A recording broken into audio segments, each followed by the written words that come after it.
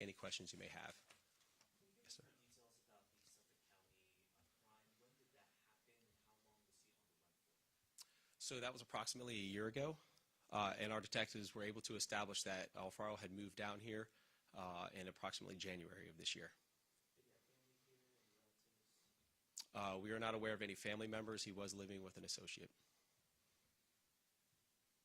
that some of these crimes goes back to like July 15th. Is there a pinpoint on if you know that Rodriguez was actually linked to all of those cases, or are you still trying to work through just the latest cases? So that's a great question. So our detectives are working very hard with the town of Herndon detectives. They've been working as a great team. We do know that we have a series of suspicious events that began at the end of July, but when this really escalated and took a direction is when our detectives received some more validated descriptions and details about Alfaro Rodriguez. And that occurred about mid-August. Yes. Yesterday we heard the Herndon police chief say that they have at least 8 cases possibly related just in the town of Herndon. How many are you guys looking at now in the county? So I can tell you right now we're looking at 13 cases total in the county of Fairfax. Is that including the 8 in Herndon? That does not include Herndon. So we're at 13 in the county plus 8 in the town of Herndon. Yes. Is there any idea of how the scope of all of this? Because now we have this New York case as well.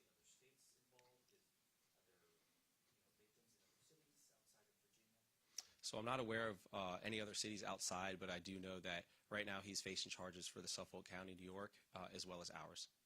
So will he be extradited back to New York before he has any charges brought against him here? He has charges currently brought against him here. He will face those while he's pending extradition to New York. Were all these attempted assaults, or did he actually end up raping someone in these cases? There was no rape in these cases, but he did assault victims. Any idea why? Motive? We don't have that indication right now. Our detectives are still currently actively working this case to obtain all of that information. Did he have any other priors besides this assault? Was he known in the system for any other crimes? He does have similar motives, like in New York, which is where the charges came from, and he does have an extensive history. Did he resist when he was arrested, or how was that when that happened? Our fugitive team took him down without any issues. Can you explain a little bit more about the U.S. Marshals' involvement and when they first reached out to Fairfax County Police? So we received a tip and a call from the U.S. Marshals last week. It was approximately on Thursday. That is when we received that, our fugitive team acted quickly, established that he was in Fairfax County and was in fact living here. Our fugitive team then went ahead and went forward and arrested him on the New York charges. And then it was a day later that we received a very good tip from a victim, which led us to arresting and charging Alfaro Rodriguez the following day. How does it feel to know that you have someone off the streets who was committing these types of incidents? It feels great because I know that our detectives work hard and they collaborate with, this is a good success story where we're collaborating with federal partners as well as our neighbor jurisdictions. And we know that we were all out there on the trail, handing out flyers, canvassing, talking to the community, and they were concerned. And it feels good for us to be able to say that you can feel safe again walking that path. Do you remember the reaction from some of the victims? I did not specifically speak with the victims. The victim you were referring to, is that a local victim, the one who provided the tip that led to the arrest, or was that from the Suffolk County? It was from Fairfax County. Can you give us an idea on the victims? Were they all particular age? Was there a specific trend, or was it just random? At this time, the information that we have, it was just random people of opportunity along the path. And I want to make sure this is the only suspect. You don't think there's someone else out there, because we did talk to people who live in the area who say they recall hearing something, or we had roommates who experienced something a couple months, maybe even a year or two back. So we're sure this is the one suspect, or there's no one else you're looking for or think might be out there? So this is the guy. This is who we're looking for. This is the one for this incident.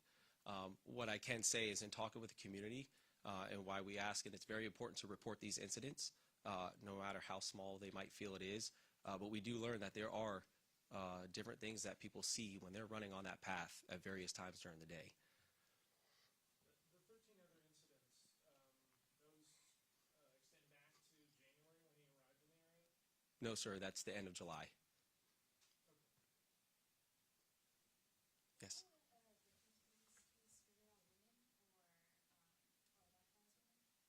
Yes. Yes, sir. You mentioned another charge. Can you just go over the current charges against the suspect?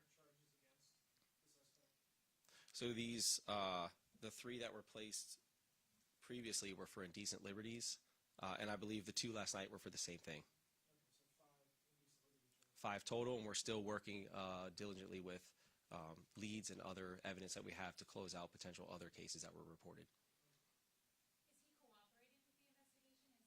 Has he admitted to these assaults?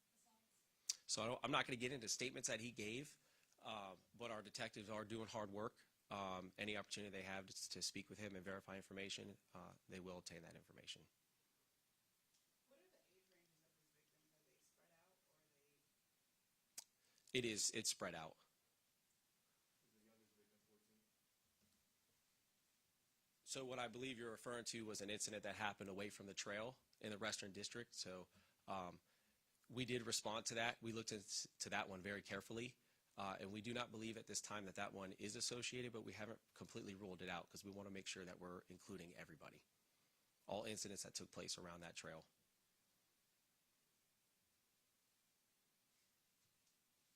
Any other? Thank you.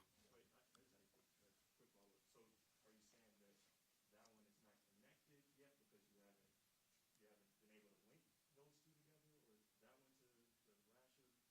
one to the Rasher assault? So our initial response did not indicate specifically that that was linked. However, our detectives, they want to make sure they're doing a thorough job, so they don't rule it out just because they don't have anything to link it. So they're still doing hard work on that one and working with that victim to ensure a closure.